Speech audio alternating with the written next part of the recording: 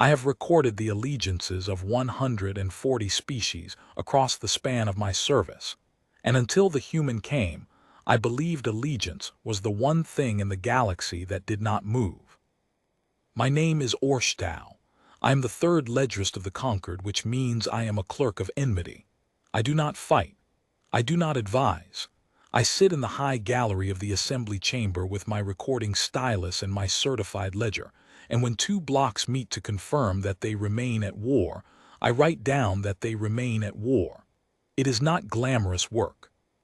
It is the most stable work in existence, because in my 800 standard years of service the ledger had changed in only the smallest ways: a moon seated here, a trade lane reopened there, and never once, not a single time, had an enmity ended. You must understand the shape of the galaxy. I served to understand why my hands shook when I finally had to write the line I wrote. We are not a galaxy of nations that drift in and out of friendship the way water finds new channels. We are a galaxy of blocks, and the blocks are old, and the lines between them are not policies. They are nearly bones. A Velhine child is born already knowing the Athun are the enemy. It is in the songs sung over the birthing pools, in the shape of the first words taught, in the cut of the mourning cloth worn for ancestors the Athun killed 9,000 years gone. The Athun are the same in the mirror direction. Their hatred of the Velhine is not an opinion they hold. It is an organ they are born with, and so it goes across the whole catalogue: the Soon and the Marroquin, the Tessenhold and the Drift, the Calthun, who are my own people, standing apart as recorders precisely because we long ago bred the enmity organ out of ourselves so that we could be trusted to hold the ledger. We are the neutral ones. We are the only neutral ones. That is why the conquered exists, and why it is made of Calthun, and why I had spent my life believing that the most a clerk could ever do was record the slow grinding of forces that would never, ever stop. War in my galaxy is not an event. It is a climate. It does not begin and it does not end. The long refusal between the Athun and the Velhine has burned in some form for 11,000 years. There have been pauses, what the soft-skinned races elsewhere might call ceasefires, but a pause in the long refusal is only the indrawn breath before the next exhalation. No one alive remembers it beginning. No one believed it could ever conclude, and the ledger reflected this. Every 200 years the two blocks send envoys to the assembly chamber to formally reconfirm the state of enmity, and every 200 years I write the same line in slightly different ink, and the galaxy goes on as it always has, balanced on the rigid frame of who hates whom. I tell you all of this so you will understand that when the humans were first catalogued, I did not look up from my ledger. They came in late. I mean late in the long reckoning of the galaxy, a young species crawling up out of a single blue world, barely able to fold space, with a fleet you could have lost in the shadow of a Velhine border fort.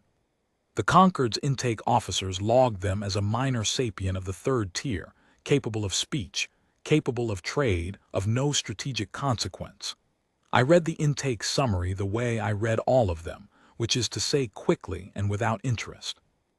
There was one line in it that I underlined, not because it alarmed me but because it confused me, and I have kept the original certified copy of that line, and I will give it to you exactly as it was written by the intake officer, a careful Calthun named Suresh Vane, who is now dead. The line read, "This species appears to lack a fixed enmity structure." I remember thinking it was an error. Every sapient species has a fixed enmity structure.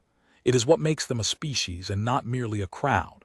A people who do not know who their enemies are is not a people.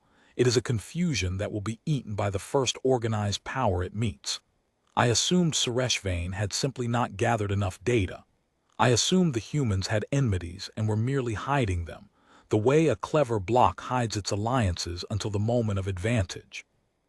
I made a small note in the margin, "Insufficient data, resurvey," and I turned the page, and I did not think about the humans again for 30 years.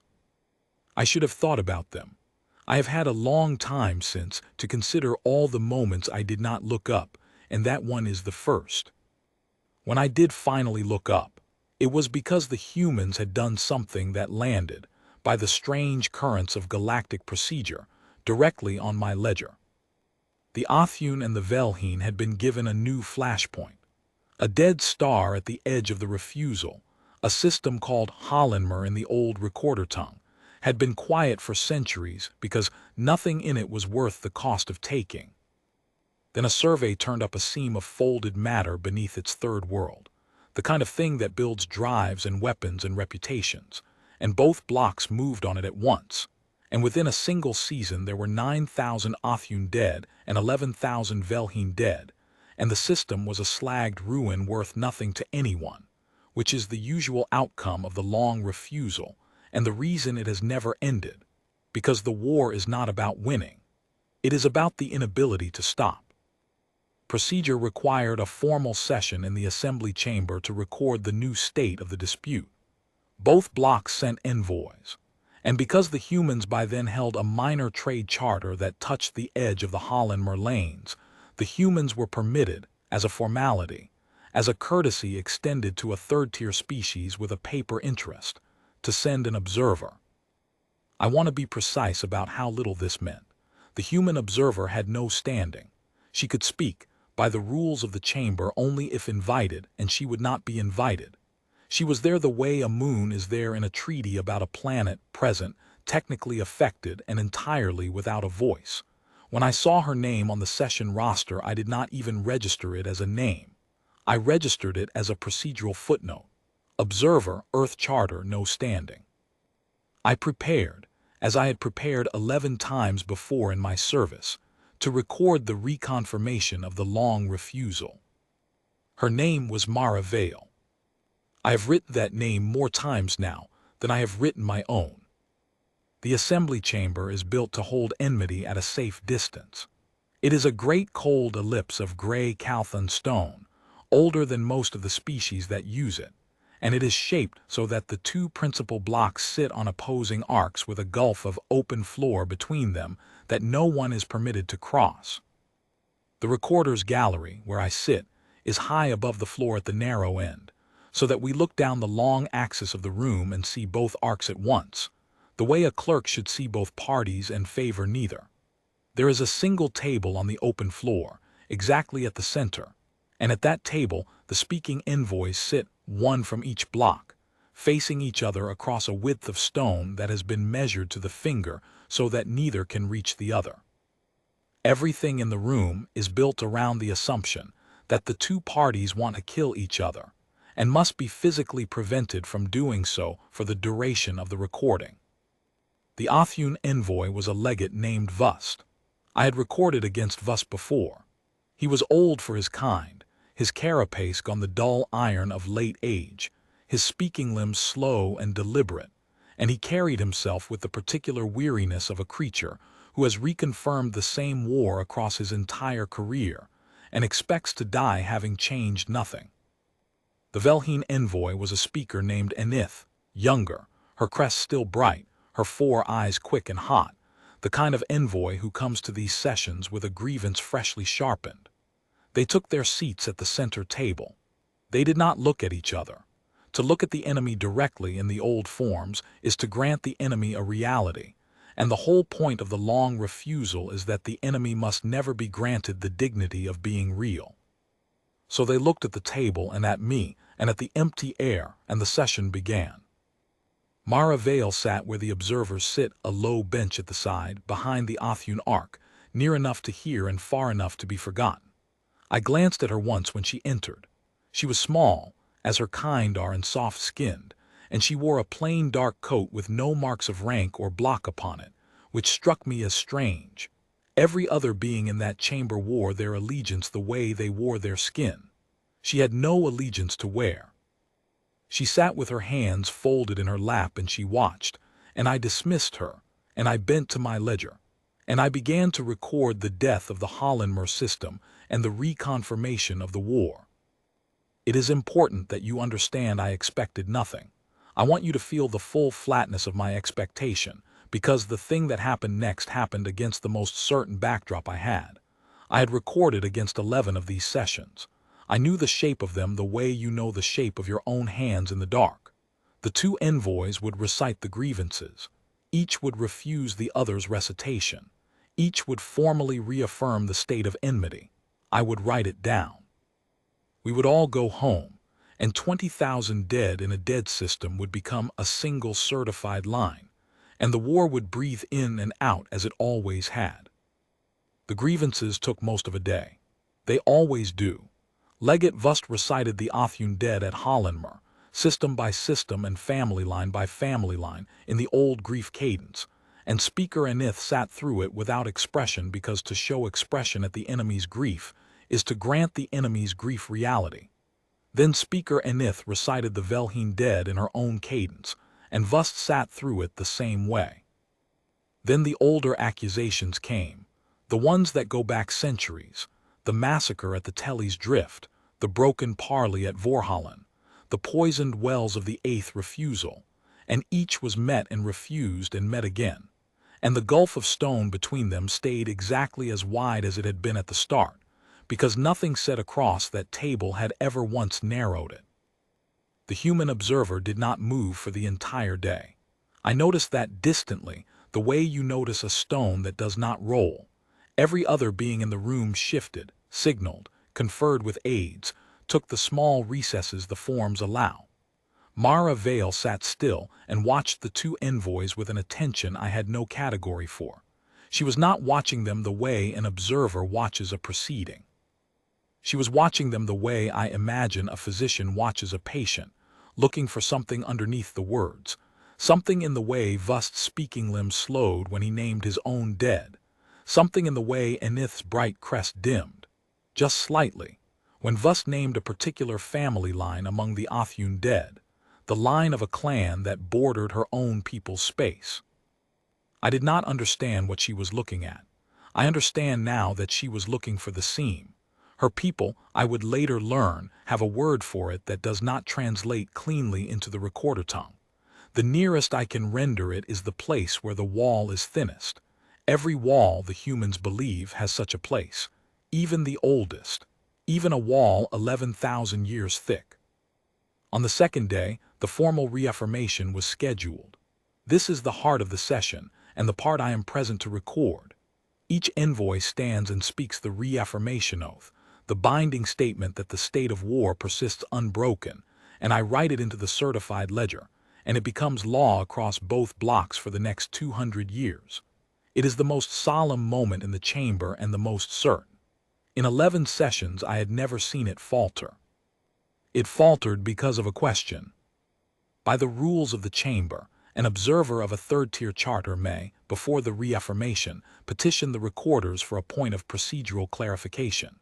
It is a courtesy almost never used, because observers almost never care, and when it is used to clarify some small matter of trade lane wording. Mara Vale rose from her low bench and petitioned for a point of clarification. I was annoyed. I will be honest with you across all of this, because the ledger taught me to be honest or be nothing. I was annoyed, and I nearly denied the petition, and the only reason I granted it was that the forms made denying it slightly more trouble than granting it. So I granted it. I told the human observer she might put her point of clarification to the chamber. She did not put a point of clarification. She asked a question. She turned not to me but to the two envoys at the center table, which was itself a breach she had no standing to make, and she asked them, in the plain trade cant, in a voice so quiet that I had to lean toward my recording cone to catch it, whether either of them could tell her the name of a single living person on the other side of the table. There was a silence in the chamber of a kind I had never recorded. I have a word for the silence after a reaffirmation, and a word for the silence during a grief cadence, and a word for the silence when an envoy dies at the table, which has happened. I had no word for this silence. It was the silence of a question that the room did not have a procedure for. Legate Vust answered first, because he was old and the old answer to fill silence. He said, in the grief cadence still, that he did not need to know the names of the Velheen. He knew the number of his own dead, and that was the only Velheen arithmetic that mattered. And Speaker Enith, stung, answered that she likewise did not stoop to learn the names of murderers. And Mara Vale nodded, as if they had told her exactly what she expected, and she asked her second question, and this is the question I have thought about every day since. She asked, "Then how do you know it is the same war?" I did not understand it. I do not think anyone in the chamber understood it at first. Speaker Enith demanded she clarify with heat, and the human clarified still quietly, still without standing, in a way that I am going to render as closely as I can because it is the moment the wall began to come down. She said that she had read the ledger, our ledger, the certified record, which is public to charter holders, and that the dead Vust had recited that morning and the dead Enith had recited that morning were not, in fact, killed by each other. The Othune dead at Hollenmer had been killed by a Velheen detachment from the Sesht Reach. The Velheen dead at Hollenmer had been killed by an Othune detachment from the Karen Hold. The Sesht and the Karen were the aggressors at Hollenmer, two ambitious subfleets that had moved on the folded matter seam, dragged their parent blocks in behind them, and gotten 20,000 others killed in a system that was now worthless. The families Vust had grieved that morning, and the families Enith had grieved that morning, had no quarrel with each other at all. They had been on the wrong edge of someone else's greed. And the two envoys sitting at the table, grieving in opposite directions, were grieving the same betrayal by the same two subfleets of the same dead, who in many cases had died within sight of each other in the same ruined system, and would, the human said, have understood each other better than either of them understood the subfleets that had spent their lives. I had recorded those deaths. I had written them down by block, Othune in one column and Velheen in the other, because that is how the ledger is kept, by enmity. I had never once read across the columns. No recorder reads across the columns. The columns are the whole point of the ledger. Reading across them is the one thing a recorder is built not to do. The human had read across the columns. Legate Vust was very still.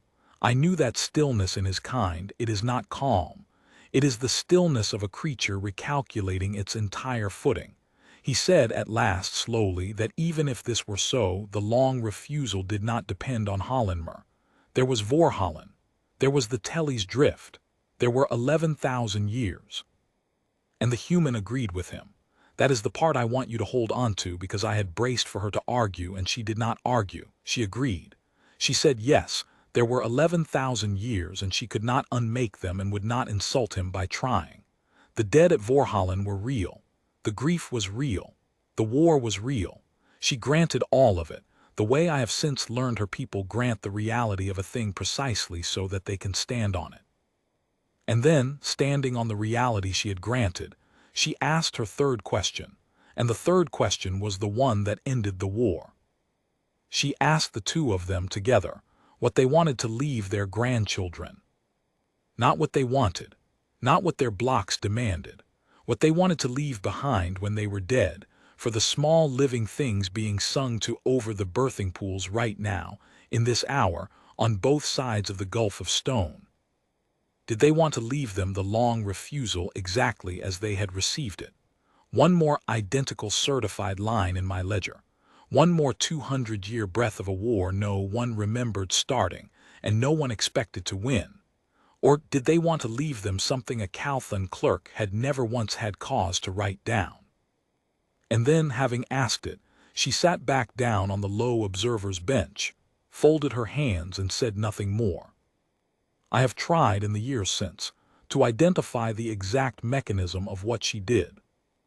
Because I am a recorder and I believe that everything can be written down if you find the right column for it, I have failed. It was not rhetoric. I have recorded 1,000 rhetoricians and they do not do this. It was not bribery or threat.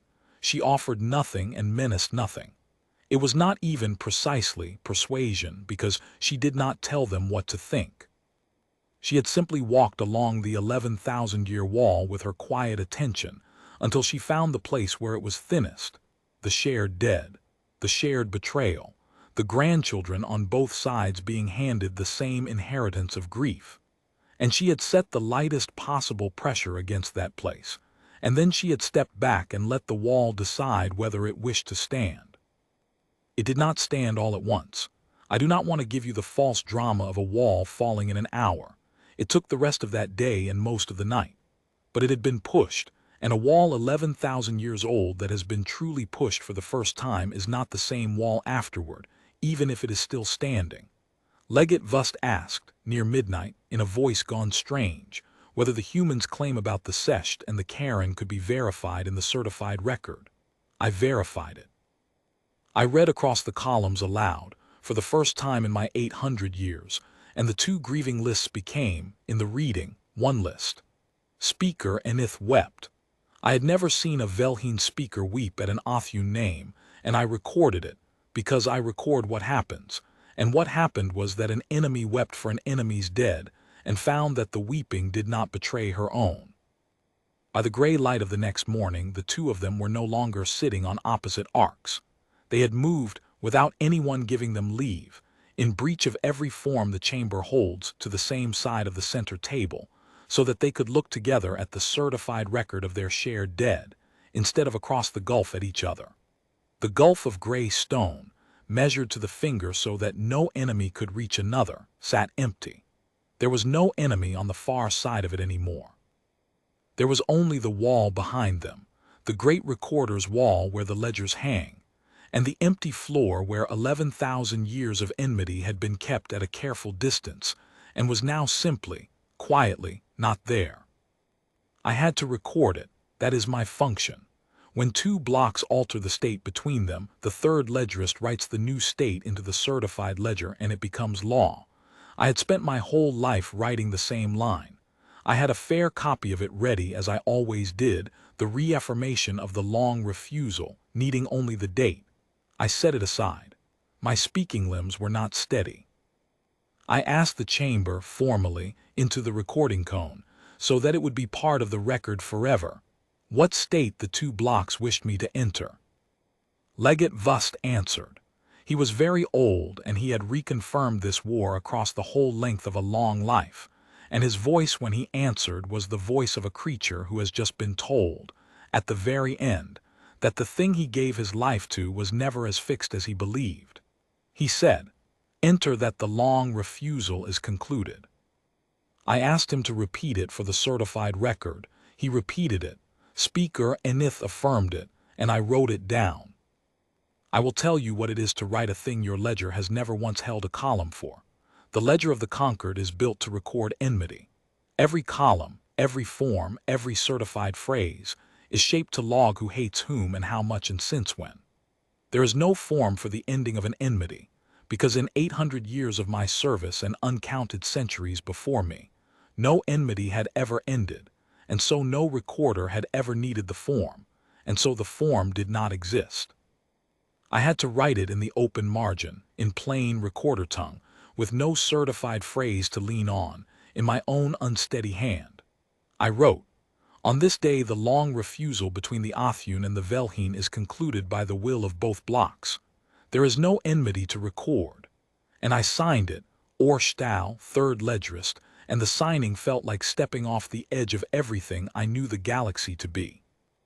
It was only then, with the line written, with the war over, with the gulf of stone empty, that I understood what I had watched, and that the understanding was the cold thing, the thing the whole chamber felt arrive at once, the way you feel the temperature drop before you understand that the sun has gone behind a cloud.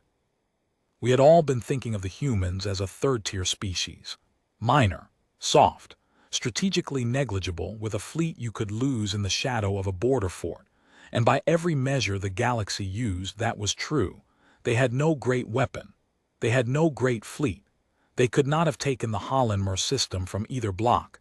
They could not have held a single border fort against a determined push.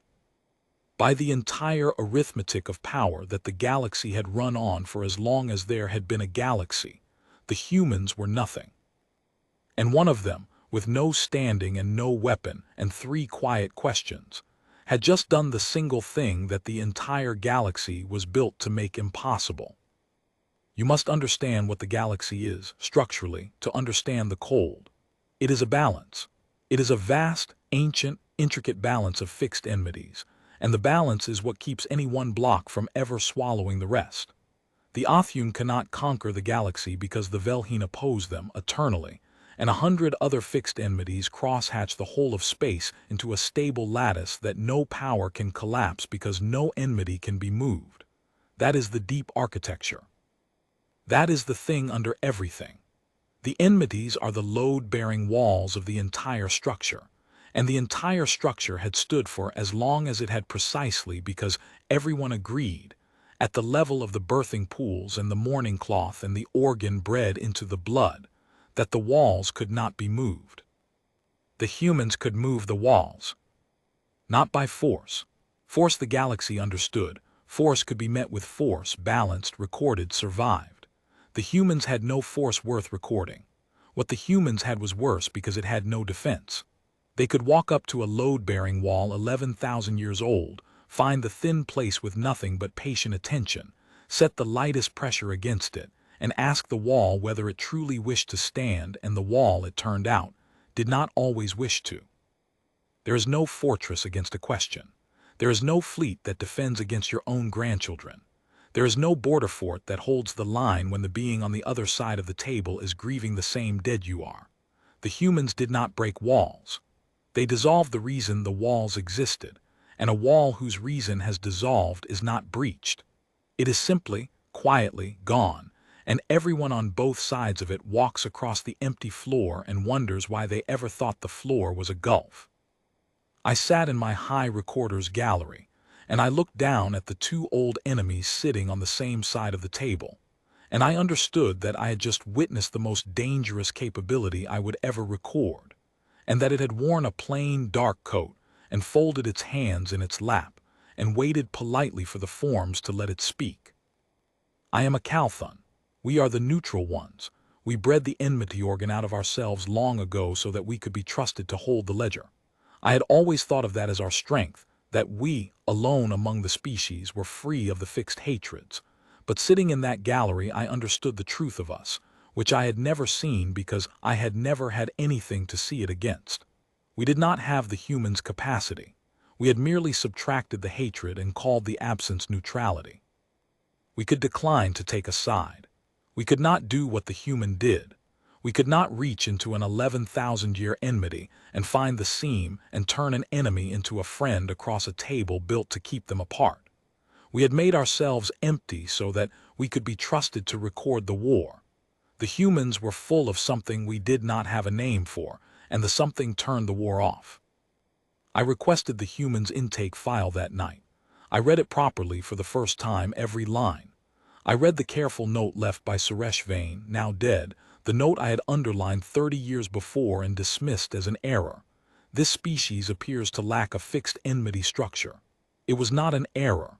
It was the most important line in the entire archive, and I had marked it insufficient data and turned the page. Suresh Vain had seen it. He had not understood what he was seeing, but he had seen it true. The humans had no fixed enmities. Not because they did not fight, they fought. Their own record was soaked in their own blood. They had 10,000 years of their own long refusals, but because their enmities were not load-bearing, their walls moved. They had spent their entire history making enemies into allies and allies into enemies and back again, dissolving and reforming their own lattice over and over, treating as ordinary the one act that the rest of the galaxy had built its entire stability on forbidding. To them, it was not a weapon. It was not even an achievement. It was just a thing they did, the way Vus grieved or Enith burned. It was baseline. It was the thing they were, the way enmity was the thing the rest of us were. I read across the human archive the way I had finally learned to read across the columns, and the dread deepened with every entry because it was everywhere. It was not Mara Vale's gift. It was not rare among them. Their whole record was this: enemies at one table, walls dissolving, sworn foes leaving their grandchildren, something other than the war they had inherited. They had done it to themselves over and over for 10,000 years, badly and incompletely, and then doing it again.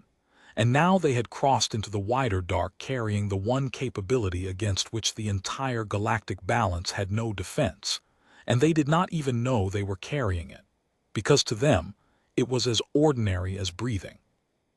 I filed my report to the Concord.